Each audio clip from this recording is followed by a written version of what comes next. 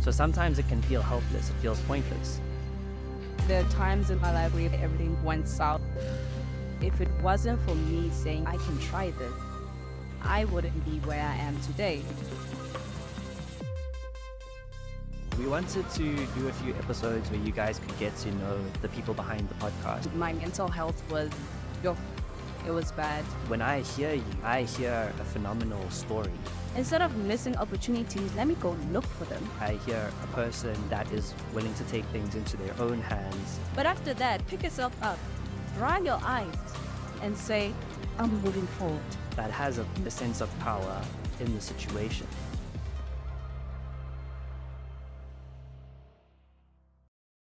Hey, welcome to the latest episode of the C.Cast. It's an absolute pleasure having you here today. Before we get into the next guest, I just want to give you a little bit of an idea of what this podcast is about. We are about connecting creativity and technology to uplift the African continent and connect the world to Africa. What we do is we chat to members of our communities. We give them a platform to share their story and to share how they are connecting Africa to the digital economy and the world to Africa. So before we get into this next guest, if you like our content, I just want to remind you to like, share, subscribe, and leave a comment down below about what you think about the conversation. If you want to get more involved in the community, you can also join the WhatsApp group by scanning the QR code. In this group, we'll be able to share opportunities, knowledge with you, and you'll be able to meet other like-minded people of the community. So yeah, we hope to see you in the group soon. Until then, let's get into the episode. It is episode 23 of the C.Cast, and today I've got a really close guest, I want to say. Close in the sense where this whole podcast would not be possible without this person. Today we got producer Pearl on the podcast, and if you've watched a previous episode, you probably know who I'm talking about, because there was an episode where I was in the hot seat for once, and Pearl was our host, and she did a phenomenal job. And from that discussion, the kind of conclusion that we came to was that we need to do another episode where Pearl is in the hot seat so I can get my revenge. Wow, your revenge. To give everyone at home a little bit of an idea, so Pearl is our social media guru as well as our producer for the C.Cast, and we wanted to do a few episodes where you guys could get to know the people behind the podcast. So that's the purpose of this. And Pearl also has a really amazing story that I think is very important for us to hear. And she's also been a part of this journey for about a year now. So I wanted to give you guys, the listener, a little bit of an insight behind the scenes in terms of what we've been up to. How did we get to where we are? Where did it all start? And I think Pearl is the perfect person to have that conversation with because she's been very much a part of the growth of the podcast. So thank you for coming on, Pearl. Thank you for having me. It's a pleasure to be here. Nice. Okay, cool. So let's get into it, right? So Pearl, we're a part of a very small digital marketing agency, and being a part of a startup, I don't want to say startup company because, okay, let's go with that. Being a part of a startup company, it really puts you in a position where you kind of have to learn a lot of different things. So how has that experience been for you? Maybe actually, before I ask these kind of questions, I think it's better for me to actually go to the beginning, like to when we met.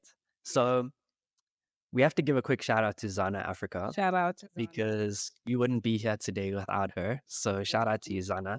But Zana, just to go a little bit back to give people context, Zana was hosting an event that was specifically tailored towards music artists, and she invited me to come and speak at that event.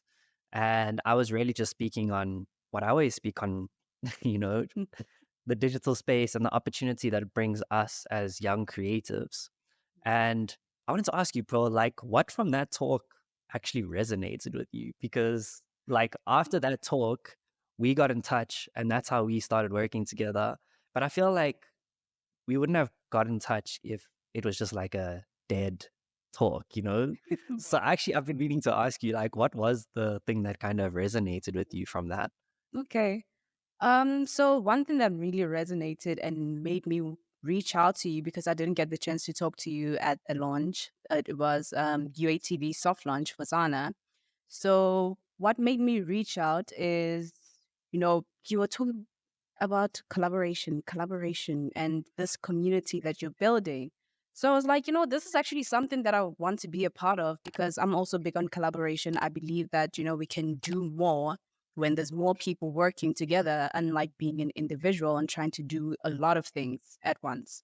So yeah, from there I was like, maybe I can actually be a part of this. And you mentioned the courses, especially when it comes to like digital presence. I was like, okay, this is something that I actually, I am big on because on Facebook, people know me a lot, but I post a whole lot of content on Facebook, and I actually have a post that went viral. It was on 84K shares.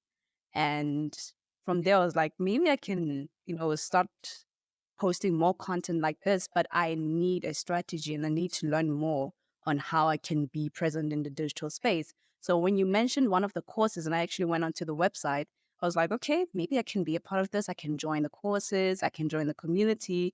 And then okay, I was like, okay, before that, let me actually reach out to the person in charge and just tell this person that I appreciate what you were talking about, sharing your story. That was actually inspiring, and I would like to be a part of the community. And he actually said, you can join the community via WhatsApp. You can join the courses. I was like, I have already signed up. That's how ready I was to be a part of this. So I was like, I've already signed up, and then from there, that's when I joined the creator community. I joined the course. It was, yeah, it has something to do with the digital presence, how to present yourself in digital space and, a whole lot of things from there. I just need to remember Mm. because I'm getting No, but it was long ago. Hey, like it's crazy old. how fast time flies. Much. Yeah. Yeah, that's when I joined the creator community. And then April, that's when I joined JD Creations. So I think me being part of the community and being interested in being part of the community led me to where I am right now. Mm. If I just said, okay, I just want to be, okay, this person said this, this is what they do, fine. And then it was just a guest. But me being interested and, your vision being aligned with what I actually want to do, which is actually connecting Africa, to the world. That is what I want to do because, we're always saying, as Africans, we need to go to other countries. Other countries need to come to us. That's what I believe. So, JD Creations and the creator community is in alignment with that to say, no, we're Africans. There you go. Yeah. To the world. Yeah. And not saying the world, come to. No, that's beautiful, hey. And as you're speaking, it's really giving me a lot of insight because I actually, when you reached out, I didn't even know that you had a Facebook page. I only realized that later down the line. And then I went on there and I saw like you'd built up quite a good following on that page. And I was like super impressed by that. And it was something that I didn't even know until like late down the line. But that event that Zana hosted was really focused on the music space. And that's where I understand your story to start. So, bro, I wanted to find out from you, like, where did that love for music and creativity come from? Whew. Now we're going back to the genesis to when I was a baby. So my love for music started. I grew up with parents that love music. Like my late father would buy CDs, my mom as well would do that. And, we would listen to music as a family, even in family gatherings, Christmas, New Year's Eve, we would listen to music. And this is something I don't know if I've told someone, but my late father bought me my first hip hop CD, which is Pain is Love by Ja Rule. And mainly because I love the song Always on Time where he features Ashanti. So he decided to buy me that CD. And I think that's where it all began because now my brain was like, hip hop, hip hop. And as time went by, I was someone who was into poetry. I would try to write my own poems, especially in grade 4, whereby I would just take a pen and pad. I also had a book that had poems and I would learn from those. And then that's when I was like, how can I put poetry into music? Because I was really big onto music. I love music. And that was the time when Nicki Minaj came into the industry and she was big. Like she was that one female artist that was there. Like there are others that I really like Eve, MC Light and those. But at that time, it was Nicki Minaj. Like she was that one where everyone was like, damn, I want to be like her. I also was, I'm not going to lie, give crazy words to. I think Nicki Minaj really, she kind of trailblazed the pathway for a lot of women in music, Yeah. which I think is amazing because rap at that time was very much male dominated. Even nowadays, it's still very much male dominated. So every now and again, you see people that kind of step into that space and create a new pathway for other people to follow. Is that the case with that you would say for Nicki Minaj? Yeah. For me personally, she's actually the one who inspired me to say, okay, if a female can be this big, especially where, like you say, hip hop is a male dominated genre or music as a whole is male dominated. But she was there, like she was killing it. People like males would feature her and then people would say, no, her verse was the best and she's a female. So when I looked at her, I was like, huh, I can actually do this. Because one thing about me is that sometimes when I would listen to music, I would try to make a remix of it. So I think that's also where my love for music came in. I was like, okay, maybe I can make my own. And then Nicki Minaj came in. I was like, okay, maybe I can try this. And from there, I remember in 2011, I took a pen and pad, just wrote some amateur lines there. It's like, okay, what rhymes with proud? It's like loud, okay, loud. And then I that's when I started going there, writing lines. They were just amateur lines. I wasn't even there was no metaphors, no punchlines. But from there, I was like, oh, in poetry, I learned this. There needs to be like metaphors there, like there needs to be figures of speech. They need to be there. And that's what is happening when it comes to music. When you write music, you need to take those into consideration. You can't just write lines and then, just simple sentences. There needs to be meaning and, some wordplay. So from there, then I started learning, okay, this is how I can do it. Fast forward to grade 9, I did my first freestyle during arts and culture, and it wasn't meant to be a freestyle. My arts and culture teacher, because I can't draw, to be honest. Like when it comes to drawing, I can't do that. That is my weakness. So I got some low marks there. I was not the only one though, and she said, in order to gain marks, do something that is related to the subject. The boys were dancing there, and I was thinking to myself, I was like scratching my head, what am I going to do?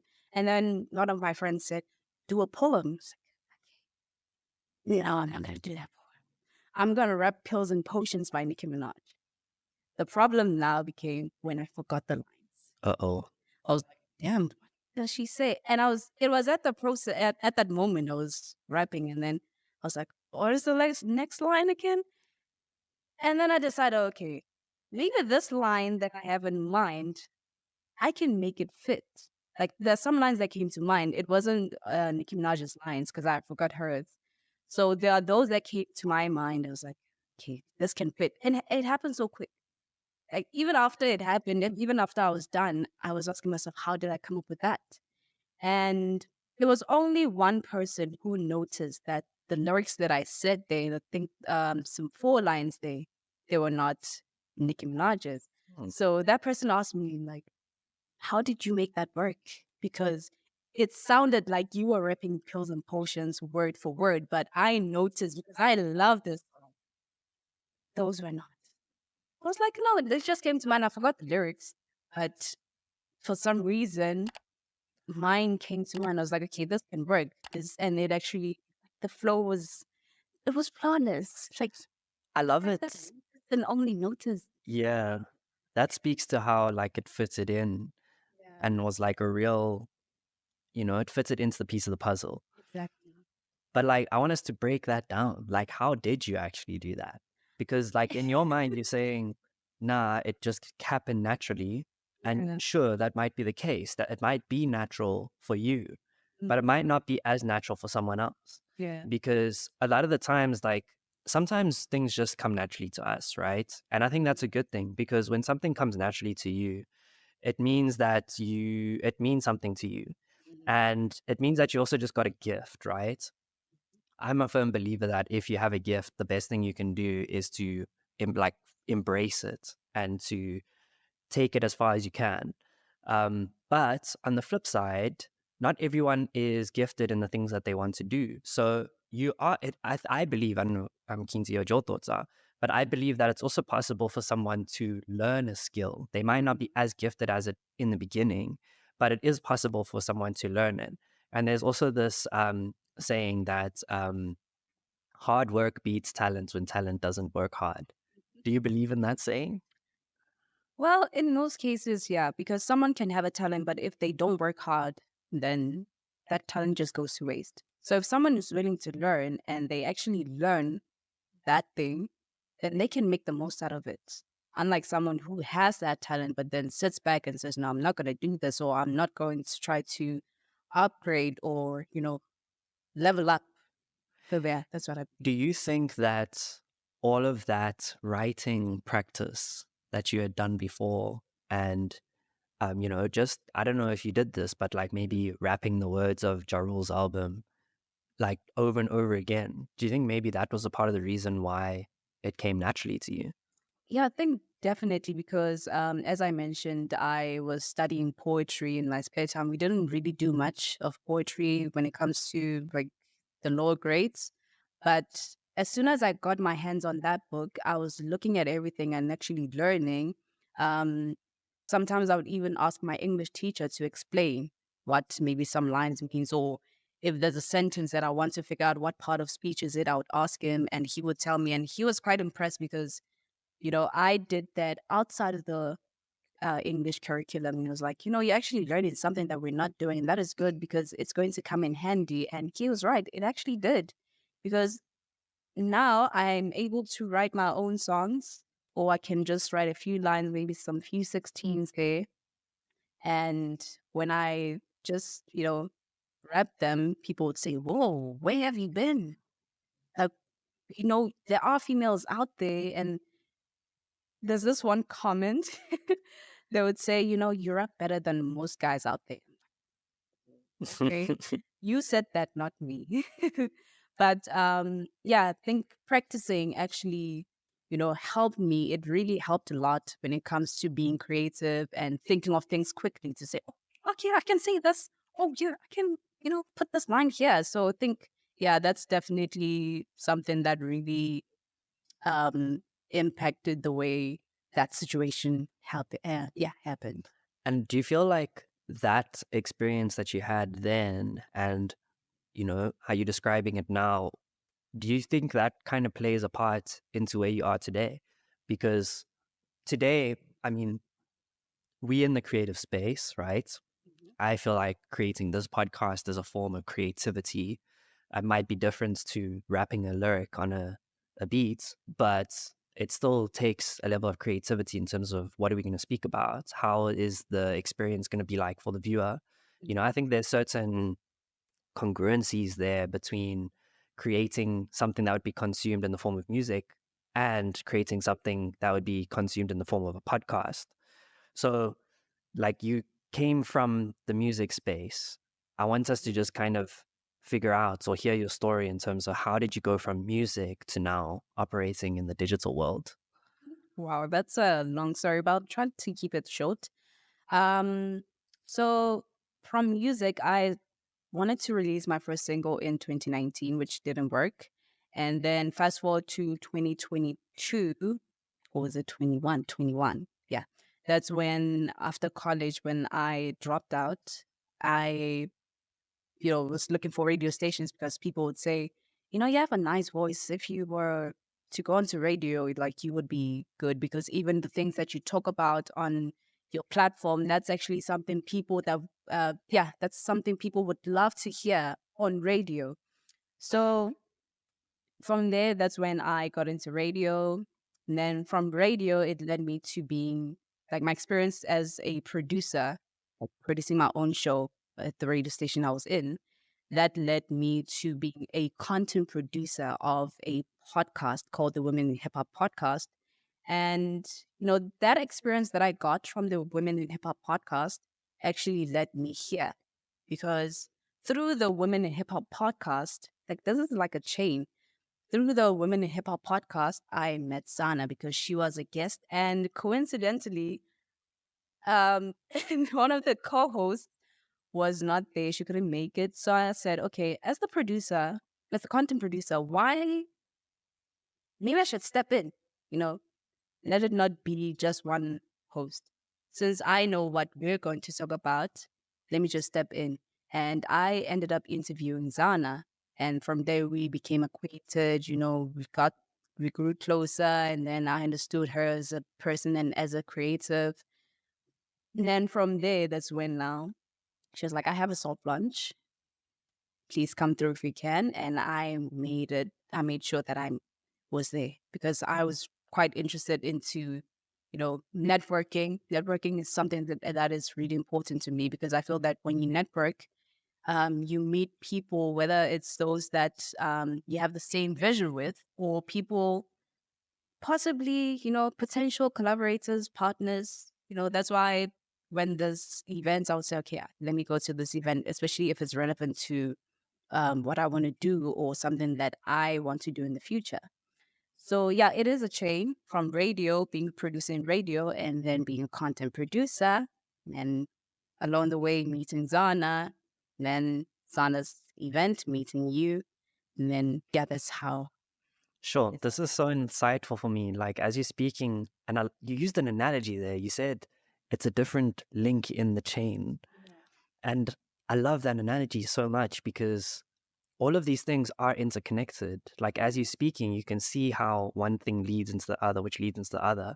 Like something as small as just researching a little bit more about English during your school times created a link in the chain, which led to you rapping that song and finding your gift, which created a link in you exploring that passion, which created a link in now you going into producing for a music platform, which created like all of these things are intertwined.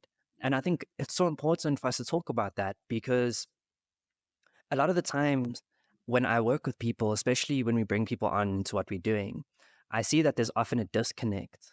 And the disconnect that I see, and I think it might be something that we experience as young people in South Africa. I don't know if it's just young people in general, in South Africa in general, but something that I definitely noticed is that we often, sometimes we don't invest our full selves into what we're doing because we don't see the next link in the chain, right? If you don't, and you might also be someone who's listening to this who might only have one or two links so far in your chain, but there's so much more beyond that that will come beyond. But if you don't focus on building those links, if you're not investing fully in what you're doing, if you're not putting your all into it, those following links can be lost. So like I think a lot of people's journeys kind of get end early because they haven't even begun, because they haven't put in or they haven't built those links in the chain. I don't know if that makes sense. yeah, it does make sense, perfect sense. Because looking back at how I started and where I am now, if it wasn't for me saying, I can try this and I can go for this, then I wouldn't be where I am today.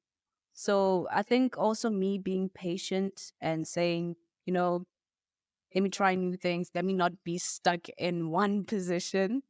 Um, because there are times in my life whereby everything just went south. I was asking myself, like, what is happening? My mental health was, yo, it was bad. But Could we talk about that? Because that's something that we often deal with. And I think it's also emphasized by the digital world. Like it really gets amplified. Tell us more about that space that you were in. Like what started that space? Like where did it begin? it began 2019. So I did my matric in 2017. And then 2018, I took a gap year because I was still trying to figure out which course am I going to study for because I didn't just want to go for something that will end up making me say, okay, I don't want to do this anymore because this is not something that I love. So during that time, that's when I started to, do some self introspection to say, okay, maybe I can try marketing because marketing was that one thing. I was like, maybe I can study marketing. How did you get from that to accounting? Is that where the mental health things came from? Um, it's yeah, the mental health thing came. There's a whole lot of things in that. It was not that. Okay. Um, so 2019, I did apply, but I didn't get in because space constraints. So I took an unplanned gap year. So during that gap year, I was also asking myself, what else can I apply for? Because it seems like marketing, there's a whole lot of people that apply. And I do meet the requirements and I'm way above average, but still they would tell me about space constraints. But one thing that was funny to me is that this one institution, they would say, space constraints will let you know when the space. But when they do late applications, the very same course that they say has no space, they will put it in the late applications as an option. So I was asking myself, how does that work? Mm. What is happening here? So I said, okay, let me try to apply for the following year and see because I'm already in the system. They might say, okay, this person's already there because I don't know exactly what's happening here. And same thing happened following year, which was 2020. From there, I was like, my mind was all over the place. I did apply to AFDA. They accepted me. Problem was funding because it's a private institution. So I was looking for a bursary. I didn't get one. Now that's where my mental health just started to go south. I was asking myself, like, what is happening? Why am I in this position? What am I going to do? What's the next step? And yeah, everything was just too much for me. Like I would cry myself to sleep, asking myself, what did I do to deserve this? And that's where the comparison now came in. Because as people, you're at that when you're at your lowest, you look at other people and say, they have the same 24 hours as me, but they were able to reach this level or this phase in their lives. What am I not doing right? What am I doing wrong? So I would look at my my former classmates, and I see that okay, they're excelling in university, and I'm just here sitting at home. 2020, am I going to take another unplanned gap year? Hey, hold on. I just need to remind you very quickly to like, share, and subscribe, and leave a comment down below about what you think about this episode. We need to be able to tell the algorithm on YouTube that we are creating content that is valuable. So please engage with this content, whether you're listening to it on YouTube or on Spotify or whatever platform, please engage. It just helps us reach more people, brings more people into the community, which means more access to knowledge and opportunities for you, a member of the community. So please don't forget to engage on this video or this audio podcast and leave a like, comment, or subscribe and give it a share. Thank you so much. We'll hop back into the episode. And then as I was scrolling through Facebook, I came across a post of a college. They were offering bursaries, and it was for ACCA and SEMA. So I said, okay, since I did do accounting, I don't want to take another unplanned gap year. Let me just apply for this. And then that's when I got into college. Management accounting was whooping my butt. So I did want to, continue, but there was something that was happening in that institution that most of us that were there noticed. We said, no, man. It seems like these people are actually misusing the funds that are actually supposed to be put into, you know, like accommodation, registration fees, exam fees. Like we were asking ourselves, like, first day, not for yeah, induction. We were bought um Debonair's pizza boxes, like large, not even medium or small, large. And then the following day, we went to Gold Reef City for team building. And it's more than 200 people, maybe even more than 300 people. So as time went by, we were asking ourselves, like, where do they get that money to take us to Gold Reef City and buy pizza, large boxes? Because it got to a point whereby for the second semester they bought us each streetwise twos. Imagine more than 200 people Mm. each getting a streetwise. So we were asking ourselves, where do they get that money? So someone actually did research on the bursary organization that was funding us. And I also did the same because I wanted to see what was happening. And then we saw that they cover certain things that this college was not actually covering. Like they didn't put that in the contract, in the bursary contract. It was only transport allowance. So sorry, Pearl. So when you say that that the research that you found said that they were meant to cover more than what they were actually covering, like things like accommodation and that kind of stuff, is that? Yeah, like that bursary organization on its own, they cover those. It's Mhm. not just transport. They cover accommodation, they cover meals, they cover textbooks, like everything that a student needs. They cover that. But for us, they only cover transport. And it was, during COVID. And at that time, taxi fares were increasing like crazy. But they still didn't think to say, okay, these kids are actually coming Monday to Friday. Let's increase their travel allowance. No, they just said, Mm, this is all we can give you. yeah. But it was a different case when we did our research on what the bursary organization covers. So from there, as management accounting was also, being a pain in the butt, I decided that, okay, there's some shady business happening here, and I don't want to be a part of this. I don't want to find myself in a space whereby like everything is falling apart again. So I might as well just, exit while I still can. And that's what I did. From there, now it was back to one. What am I Mm, going to do? I'm not in university. I'm not in college. I don't have a job. I'm trying to apply. There's no job opportunities. When you find a job opportunity, they'll tell you that, you don't have experience. You don't have a qualification. So, yeah, from there, my mental health again started to go south. I think as you're speaking, I feel like there's a lot of people out there, especially in South Africa, that are going through something similar.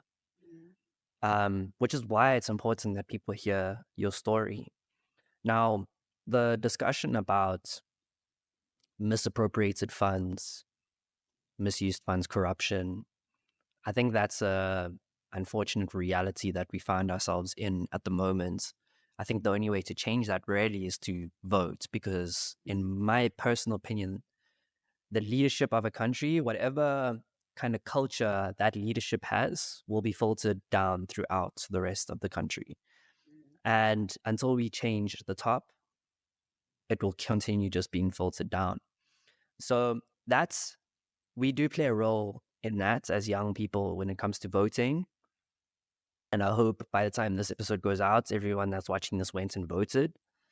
But at the end of the day, we often complain a lot about government and its misuse of the resources that we have in our country. The one way we can change that's through voting, but obviously our vote is only one of millions. So sometimes it can feel helpless. It feels pointless in a way, because like, oh, well, my vote's like worth one in millions. Obviously, if millions decide to change their vote, then that makes a difference. But we can't control millions. The point that I'm trying to get to is we can only control ourselves and our own actions. So we might have different starting points in life, but what matters really is how do we choose to act based on that point? Because that's the only thing we actually really control. That's the only thing we can control. And now, from your story, you're telling me about how you were in this situation where you couldn't control these things happening around you. But when I hear you and I hear your story, I hear a phenomenal story. I hear a person that is willing to take things into their own hands, that is not powerless, that has a sense of power in the situation. Now, I want you to tell me more about that. Like, where does that come from? Because there's many people listening to this that feel powerless. Do they have power? Like, from your experience, do they have power? Like, where are you today? Like, how does today differ from where you were? And how did you get there? Oh, that's quite a deep question. But at that moment, like when everything just starts crumbling down, you feel like you're helpless, you're helpless, you're powerless. There's nothing you can do. But Once you go with that mindset of there's nothing I can do or I'm helpless, then you're going to stay in that same position. So you need to think that, okay, this didn't work. What else can I do? Because, we always say plan B. We have 26 letters of the alphabet. If plan B doesn't work, go for plan C. And tell yourself every day that I'm alive, I've woken up. That means my purpose has not been served. So, what can I do? How can I use my 24 hours? Yes, there are lack of opportunities, you know, unemployment is there, but what can you do? So, getting that motivation and telling myself that, there's more that I can do with my life. Let me not think that, okay, just because this didn't work, that means my whole life is over. So I decided that, you know, let me think of other things. Let me put it in a notebook. Let me say, okay, college didn't work. What else can I do? And then the idea of going to radio when people said, you actually have a nice voice. Why don't you try radio? And that's when I offered to say, okay, even if I just volunteer, maybe an opportunity through volunteering will come. Because if they see how determined I am, they might say, well, you know what? We can actually put you on, not just as a volunteer. You can actually maybe become a permanent presenter in the space. So from there, that's when I was like, okay, college didn't work. Where else, besides radio, where else can I volunteer? So I started looking at NPOs, certain companies that might need volunteers. But fortunately, I got an opportunity into radio. So when things happen, you do feel powerless, you feel helpless. But don't let yourself stay in that position for long, because if you do, time doesn't wait for anybody. You need to think of what else to do. Just it's okay to, express your emotions. It's okay to cry. Let it all out. But after that, pick yourself up, dry your eyes, and say, I'm moving forward. Don't just say, okay, I'm just going to, nothing is happening, nothing's working. I was in that space, I'm not going to lie, but I realized that the more I say, nothing's happening, I can't do anything, then, time flies. I might be missing opportunities. So instead of missing opportunities, let me go look for them. Mm, And hopefully more will come out of those opportunities. for sure. Building chains, Mm. links in the Exactly. chain. Sure, Pearl, those are powerful words, eh? Wow. Where did you learn that from? Because that mindset, is it something that just came to you, or did you see it in someone else? Did someone teach it to you?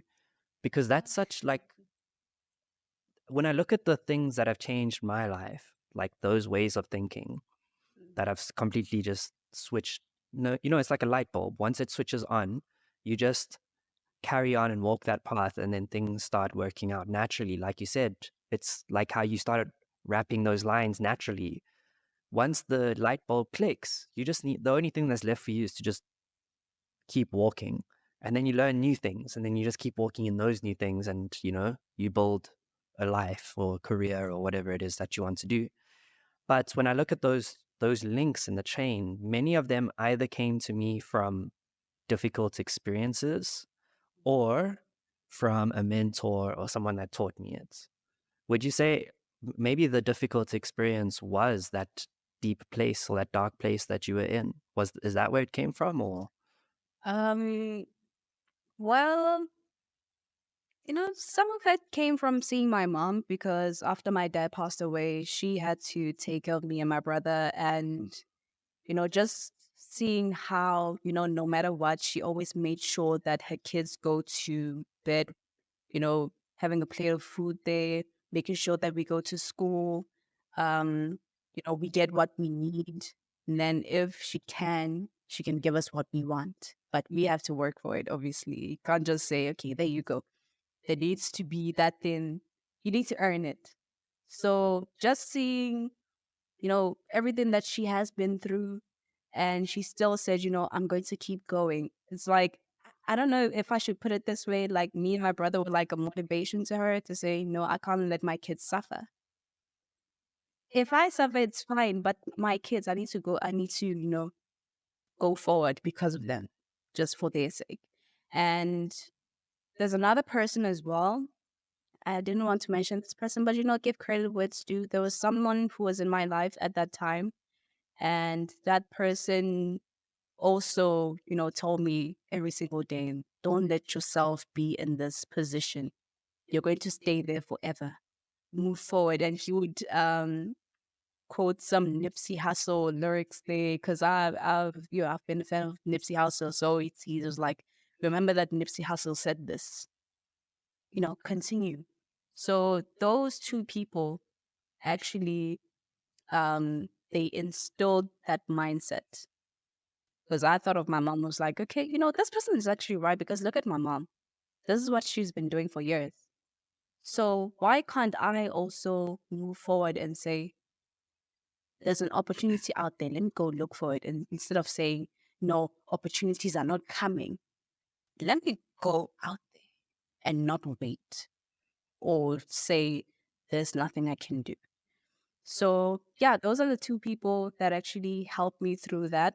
Even though I wonder if my mom is going to see this episode, but she doesn't know that my mental health was actually it was on zero minus something, minus infinity. But yeah. Sure, Pearl. As you were speaking about your mom, I literally got tears in my eyes. Aw. And the reason why, like, I don't normally get emotional on these podcasts, but the reason why it resonates so much with me is because a lot of who I am today is also because I lost my dad when I was 12. Um, that in anyone's mind would be a very terrible, traumatic experience to go through. And it is a terrible, traumatic experience to go to. Let me not undermine it. Mm. But on the flip side of that trauma is a bunch of resilience and lessons and experiences. And those lessons and that resilience and those experiences, all of that is what creates and defines a person. You have to go through difficult things to get the resilience, to get the belief. There's so many things I can talk about that came from the fact that my dad passed away. Um, the fact that he wasn't there to support my mom and something as simple as like going out with friends on the weekend, like we couldn't do that stuff because we didn't, it was my mom just trying to make things work, make ends meet. So that pushed me to invest in like some DJ gear and go on a course and learn and upskill myself at a young age to the point where I actually started making money from DJing at friends' birthday parties and stuff. And that's what I used to go out with my friends. That I would have never had that opportunity or never have been pushed or forced to do that unless my dad had passed away. So whenever I tell people, oh no, my dad passed away, they're always like, the first thing they'll say is, I'm sorry. And I always say to them, don't be sorry. Because yes, it was a difficult situation, but I wouldn't be who I am or where I am today if that difficult situation didn't happen.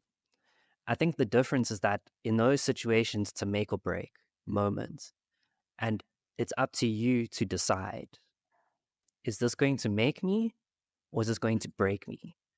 Because if you don't decide, that situation will decide for you and you no longer have the control. So what I'm hearing from what you're saying is that you made a decision that this is not going to define who I am. This is going to make who I am. And I'm going to build that. And I must say, bro, like, that's a phenomenal thing to hear. Really, really. Oh, you're going to make me emotional now. I just had to make the playing field even.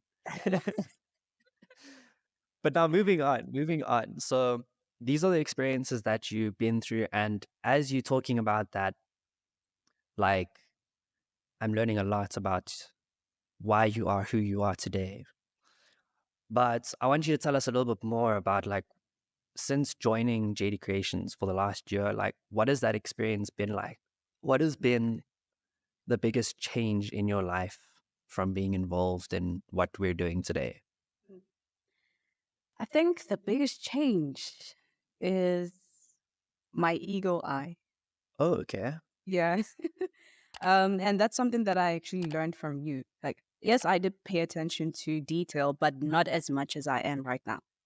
Like, there were days where but I would just scroll through something and say, okay, fine. But nowadays I'll look and say, no, I actually didn't do this properly. Where is this part? Or maybe I misspelled something and like, oh no, it actually looked correct when I was typing it. But now as I look at it, no, there's something wrong here.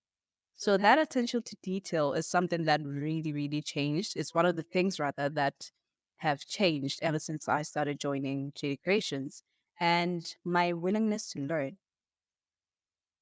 I've always wanted to learn, fine, but sometimes it can be hard because like there's a whole lot of things that you need to learn. I always say learning doesn't only end at school. As life goes, you learn something new. So ever since I started being part of JD Creations, I said, I can actually learn a new skill. Instead of focusing on one thing and say, okay, this is what I'm good at, why can't I learn something? And maybe from that, there can be an opportunity that comes. So yeah, my willingness to learn has leveled up. It's funny. It's funny that you say learning because bringing you on board has also been a huge learning experience for me too. Really? Yeah, 100%. Yeah. And it's really interesting because as you're speaking, I'm also learning more about you. And one of the things that you've taught me is that you can spend so much time looking for the right people, but the right people will find you. Like that's the one thing that you've taught me. And not only that, you've also taught me to trust. So like I'm someone, I mean, I'm an only child. I mean, I've been running this business for a long time by myself. So it's difficult to trust other people to do things because when you're running the business, you're running the show, it's your name that's on the line, right? Everything that comes out, people are going to look at me. Obviously, I'm trying to change that. Like, that's why we're doing this podcast because this is more than just me, right? But coming from a place where you're operating on your own, you have to take responsibility for everything. So working with you, like, there's certain things I'm like, oh no, I don't know if I can trust. And then I'm like, I have to take that leap of faith. And like most of the time, I'd say like 99% of the time, you're there to like deliver it. And a lot of the time, even better than how I would have done it. Oh, wow. Yeah. So it's like that for me has been a huge learning experience. Um, but before we go more into the learning thing, you mentioned something else before that, which was eagle eye. Why would you say that's one of the biggest changes? Why is that one of the most meaningful changes for you? Having an evil eye is really important. As a social media manager, I need to make sure that the post that goes out, it's the right post, the caption is correct, there's no misinformation. I need to type everything correctly. And that doesn't only, apply when it comes to social media. I think in life in general, having that evil eye, paying attention to detail, you're able to see mistakes. Like even in my life journey, I can see, okay, I go back and say, okay, this is where I actually made a mistake. So I think the eagle eye indirectly also now applies to that to say, okay, I did this and it actually led me to this. Maybe if I did that, then it would have produced a different outcome. But when it comes to, the whole social media stuff, it's really important because you can't just, I can't say, Josh, maybe tag you on LinkedIn or anywhere, and then I tag another Josh. That other judge would ask himself, like, how does this have to do with me? And as social media managers work with different clients. So if a client sees that and you actually haven't corrected that, they would say, okay, this person doesn't know their job. They don't pay attention. They just do it and say, okay, there you go. They don't look at, uh, proofreading. You need to make sure that everything is in order. So that eagle eye is important. Yes, there are some things that you might miss, but if you don't have that eagle eye, there might be more that you miss. Mm. Unlike, you know, when you see it, let's say, okay, I can, because, with me, I look at posts like 5 times before I post them. So, okay, maybe it's a bit too much, but I think it's also an advantage. I don't think it is too much, eh? You don't think? I think it's too much when it starts taking away from other things. But I'm just, as you're speaking, I'm just thinking about that metaphor that you used with the chains and each link. Like, whenever you put something out, if you had a hand in it, it's a representation of who you are. Like, if I create a song and people listen to it, when they listen to that song, it's going to change the way that they view me if I put my name on it. Yeah. So, when you're putting out things, if you don't double, triple, quadruple, five, tuple, whatever the word is, check it, what that says to me is you don't really care how people perceive who you are. And if you don't care how people perceive who you are, don't expect people to care about you because you don't care about yourself. So for me, it starts with like caring about yourself. And I'm trying to relate this back to what you were saying in the beginning about how each of these things that you did and each of these choices that you made led to a different step in your journey that's ultimately getting you slowly but surely closer to where you want to be. For me, it's like by having that eagle eye, every step that you take is more in alignment with where you want to go because you are very meticulous about everything that you're doing. There's a reason and a purpose behind it that's guiding. That's the way I interpret what you're saying. I don't know if that's on track. Yeah, yeah, Yeah. that's true. Okay. And then with the learning thing, you mentioned that you open to learning new skills.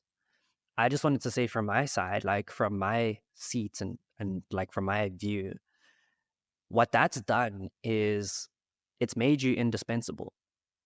Because if I think about all the things that you've learned through what we're doing, it's gotten to the point where if I were to teach that to anyone else, I would have to take a lot of time and energy to teach that to that person. Either I take that time and energy and teach them, or I find someone who knows all of those things. But then I'm going to have to pay them a crap ton because there's going to be 20,000 other people that also want to work with them. Why? Because they're indispensable. So I think that's kind of from what I can see in terms of working with you that like has helped, you know, um, really make you an indispensable person in what we do. That's why I always like, whenever I have the opportunity, I'm like, I have to shout out Pearl. I have to, because you are indispensable to what we do.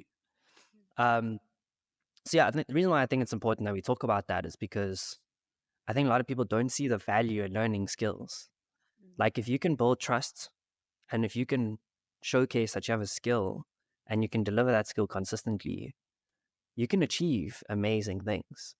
And when you find other people that also think the same way, like then those things that you can achieve just multiply. And that's what we're seeing now. Like it's taken a lot of time, like to develop the skills, to build the trust. But I think we've gotten to a point now where like we've built those things and now we're starting to see things happen. I mean, there's exciting stuff happening in the background. I don't want to mention it now because it still needs to be confirmed and whatnot. But hopefully you'll be hearing about it soon. Um, and yeah, like the way that this community is growing, that's why I say this. None of this would be possible without you, bro. So I need to take, that's why I wanted this podcast is super important to me because really, like, I need you to share your story with others because there's other pearls out there that need to hear this. And I'm so excited for us to continue doing what we're doing because watch this space. When you see us doing big things and you're wondering, oh, how did they get there? Come and watch this episode because this is where the knowledge lies. This is where the knowledge lies. So yeah, like, and I say that for every episode. Every episode that we've had, there's a wealth of knowledge. So if you're listening to this, listen to the other ones because you will learn something new from them. But now going forward, right? Because you've spoken about where you were and where you started. You've spoken about a little bit about where you are today. What does the future look like for Pearl? The future. Hopefully, I'll have a Mercedes Benz in the future. Ah, But I really want to go back to music because music will always be a part of me. That's a part of me I can't let go. The only part that I let go of is the recording side because there was so many things happening. And, when I announced that, okay, I'm leaving the recording artist side of, me being an MC, people are actually sad because they wanted to hear more from me. But I was like, guys, but in this situation with what is happening right now, I can't do that because females like me are actually being put and pushed down to the bottom of the hierarchy. And that's one of the problems that we have in the entertainment space, whereby if you don't present yourself in a certain way, then they say, no, you're not appealing to the market. So you're there, you're at the bottom. But the more I think of it, I've been thinking about it for about a year now. And the more I think of it, I'm like, maybe I can take a different approach because being a recording artist was never really something that I wanted to do. But, you know, I wanted people to hear, what I have to say. So being a recording artist, I thought, that's how I can actually reach these people. But then I realized that, maybe I can actually do something different because now we have platforms like TikTok. I can just simply play a beat and then, say what I have to say. If there's a situation that I feel that everyone can relate to and it's something that maybe I have been through, I can just talk about it. And then the next person would say, oh, so you went through something similar and you were able to overcome that. I can do the same. So it's more from my side. The reason why I wanted to do music was to empower people and to encourage people, you know, just from my experience to say, this is what I went through. But I was able to stand up, pick myself up and say, you know what, I'm going to move forward. If plan B doesn't work, I'm going to plan C. If plan C doesn't work, plan D and so forth. So the future, hopefully I will be, doing more when it comes to music. And I want to release my book in about 10 years' time. 10. Because I need to think about this properly. How am I going to release a book? What exactly should I talk about? Because I was thinking fiction, but now as I think of it, I'm like, You should I could, have that's literally what I was going to say. I was going to say you could release 3 books in 10 years. Like, one that the spicy one, fiction, and then maybe a book about my life? I'm surprised you didn't mention building the plane while flying. Why? Okay, no, yeah, Because I feel like that's important for this conversation. exactly. Building a plane while flying it. So maybe I can just have like 2 books. Okay, well, I'm expecting a book in the next year Wow. and then also a rhythm and vision. Yes. Yes, a Pearl, Definitely going to be a part of that. rhythm, and vision. Coming Wow. soon. She committed Coming to it. soon. Got it on 4K cameras. No. All right. So, if you could have dinner with any African innovator, who would it be and why? um, Lucy Timber Choir. Interesting. Yeah, because Vusi is quite an interesting person. And like the way he speaks, not just, I know people might think that I'm talking about the accent, but the things that he talks about, like I've been coming across his clips lately from his previous sessions. And like he was doing this one session whereby he was asking this lady about, where she works and the furniture. And he was asking her, how are you going to sell the product? How do you start? What do you say to the customer when they walk in?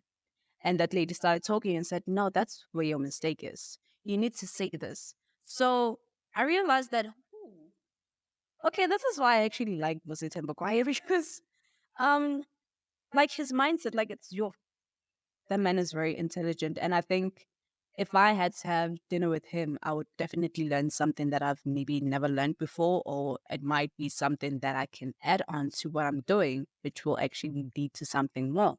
So yeah, definitely for Mosita Mbakwai. Okay. What is the last book that you read that inspired you? Sure, sure, sure. When was the last time I read a book? Sure. Okay, so the book it was actually a fictional book. It's a spicy book. If you guys know what I mean. But it's the Big Ben trilogy. It's 3 books. It's Big Ben and For a Benefit and The Benefactor. I think Benefactor comes second. As long as it's as much as it's a fictional book, like the events that were happening there, they actually inspired me because the lady in that book went through the worst, but she conquered at the end of the thing, or at the end of the book, at the end of the trilogy. So the Big Bang trilogy by Nana Malone, those Okay. are the books that actually inspired me. Okay. And they actually also inspired me to write fictional books. Okay. So one of those books is going to be a quote unquote spicy book. We shall see. I'll keep it PG. Best song to boost creativity. Hmm. Any Michael Jackson song. Mm. Because I'm such a big Michael Jackson fan.